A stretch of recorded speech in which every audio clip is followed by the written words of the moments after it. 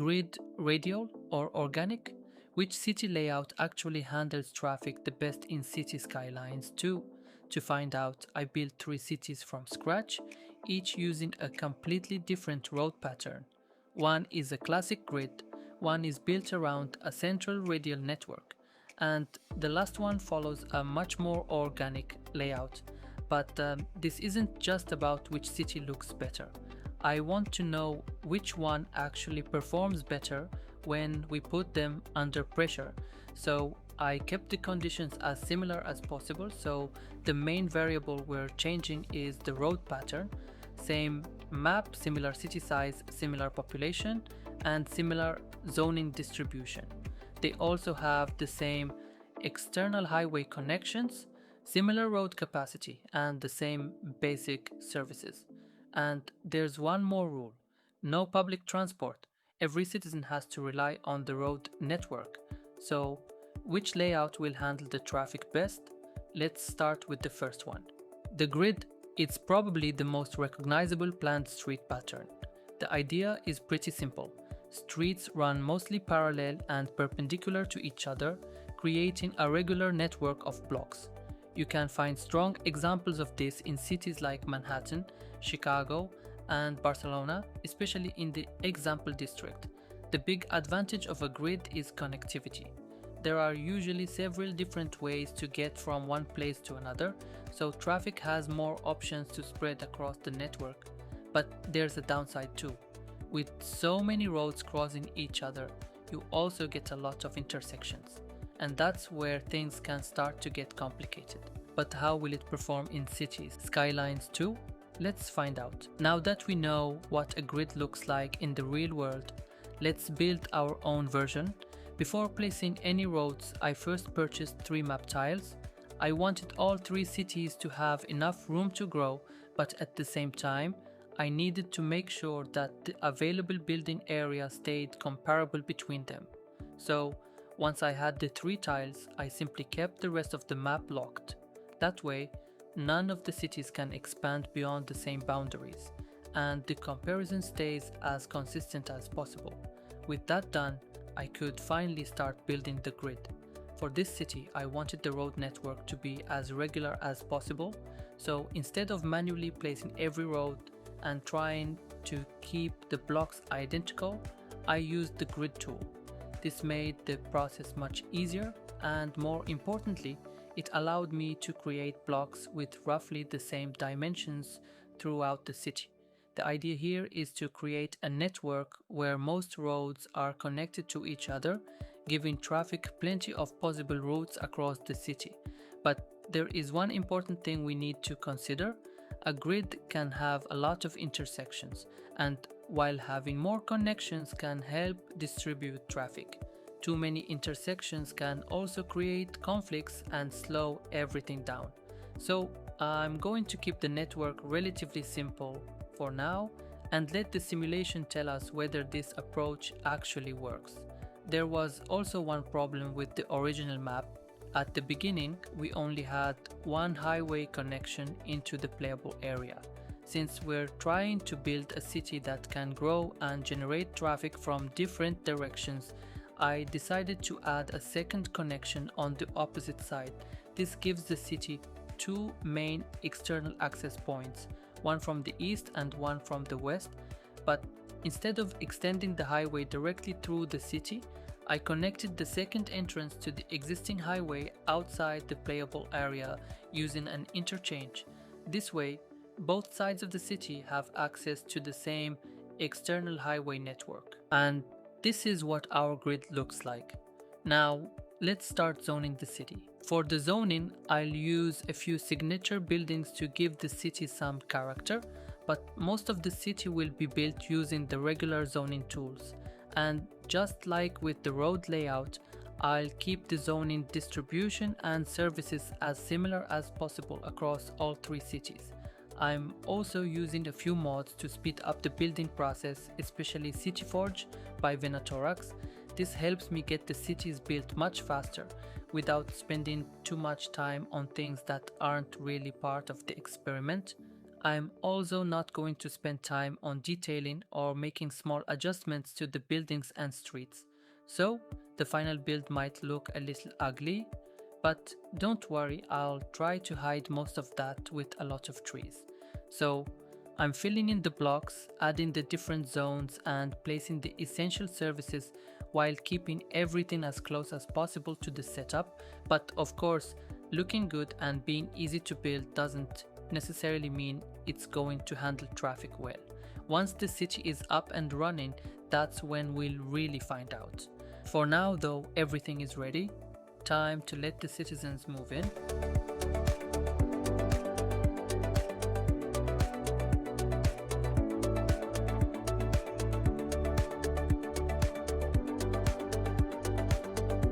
Okay, let's see how traffic is looking in our grid city.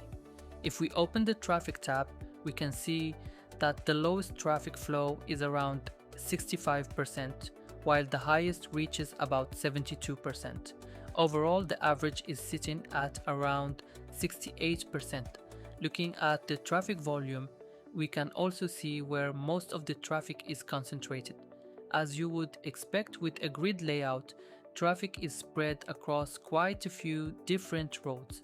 Rather than being concentrated on just one main route, we can still see some busier intersections and a few areas where traffic starts to build up, but overall the network is still moving reasonably well.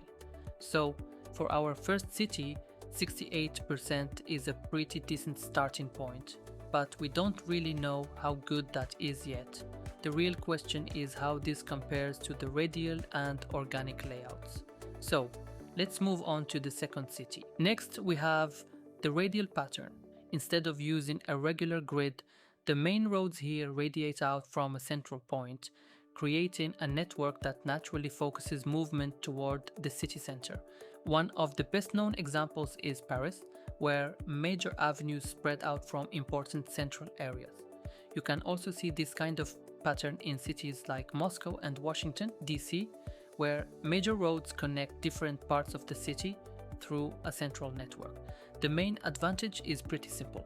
If you're trying to reach the center, the routes can be very direct, but that can also become its biggest weakness. As the city grows, more and more traffic can end up using the same central roads and intersections. So, will this direct approach actually help our city move traffic more efficiently? Let's build it and find out. For the radial layout, I used a pretty simple trick to make sure I could keep the whole network centered. I started by placing one straight road through the middle of the area. This gives me a clear reference point for the center of the city. Then, using the curve tool, I started drawing the roads around that central point, gradually extending them outward. I just kept repeating the same process until I had the full radial structure. It's actually a pretty simple way to create a radial layout without having to guess where the center is.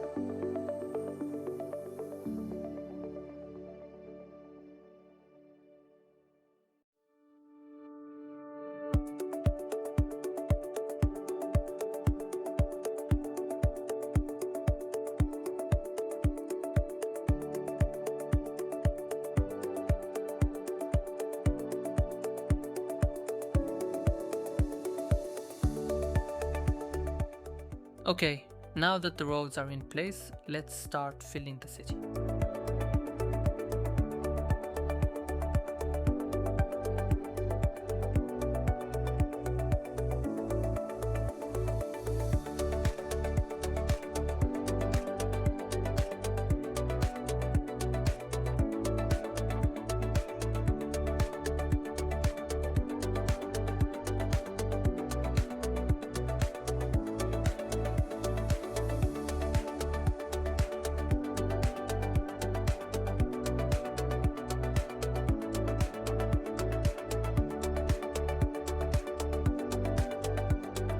Again, I'm using a few signature buildings to give the city some character, but most of the development is done with the regular zoning tool. And because zoning a radial layout can be a little tricky in City Skylines too, I used the platter mod by Luca Design to make the process much easier. This lets me fill these awkward spaces between the curved roads without spending too much time manually adjusting everything, and just like before, I'm keeping the zoning distribution and services as similar as possible to the other cities. Okay, let's check the traffic flow in our radial city. The lowest percentage we're seeing is around 50%, while the highest reaches roughly 70%. That gives us an average traffic flow of around 64%. So, compared to our grid city, the radial layout is performing a little worse. The grid had an average of around 68%, while the radial is sitting at about 60%. We can also see that a lot of the traffic is concentrated around the main roads and the central areas of the city. So far the grid is in the lead, but we still have one more layout to test. Let's see if the organic city can do any better. Unlike a grid or radial layout, an organic street network doesn't follow one strict geometric structure. Instead, roads tend to develop naturally over time, often following the terrain, existing paths, property boundaries, or the way different neighborhoods grow. You can find this kind of layout in many older cities around the world, especially in places like Fez, Marrakech, Rome, and parts of London. And that's what makes the organic pattern interesting. The roads aren't necessarily as direct or predictable, but the network can create a lot of different routes and connections between neighborhoods. So, in theory, this could help spread traffic more naturally across the city. But will that actually be enough to beat the grid and the radial layouts? Let's build our organic city and find out.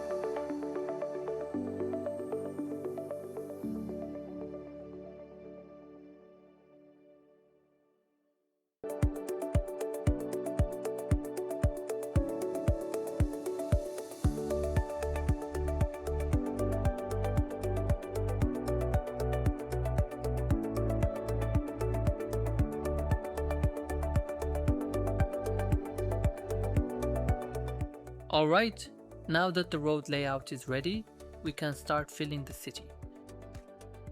Zoning the organic city is actually quite a bit easier than the radial one.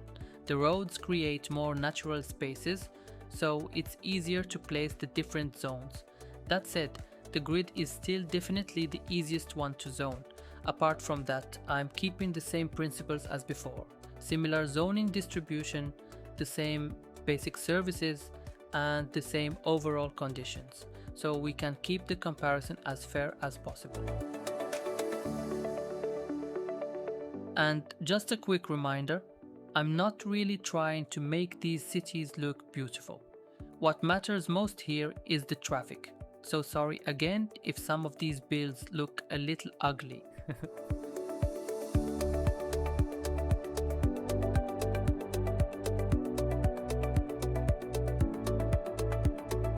And finally, let's check the traffic flow in our organic city. The lowest percentage we're seeing is around 56%, while the highest reaches roughly 76%. Overall, the average traffic flow is sitting at around 66%, so that puts the organic layout right between our two previous cities. The grid is still in first place with around 68%, while The organic city comes in at 66% and the radial is slightly behind at 64%. What's interesting here is that the organic layout has a higher peak than both of the other cities, but its traffic flow is a little less consistent across the network. So we now have all three results.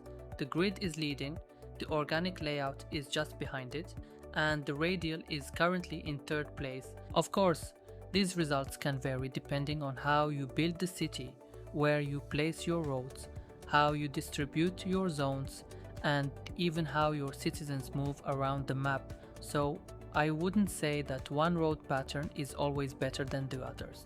But I think the most important thing is that this gives us a good idea of how each pattern can behave in city skylines too, and what kind of strengths and weaknesses you can expect from each one. And honestly, that's what I wanted to find out with this experiment. If you enjoyed this kind of video and want to see me test more city skylines to mechanics like this, make sure to leave a like and subscribe to the channel, and let me know in the comments which road pattern you usually use in your cities. Thanks for watching, and I'll see you in the next one.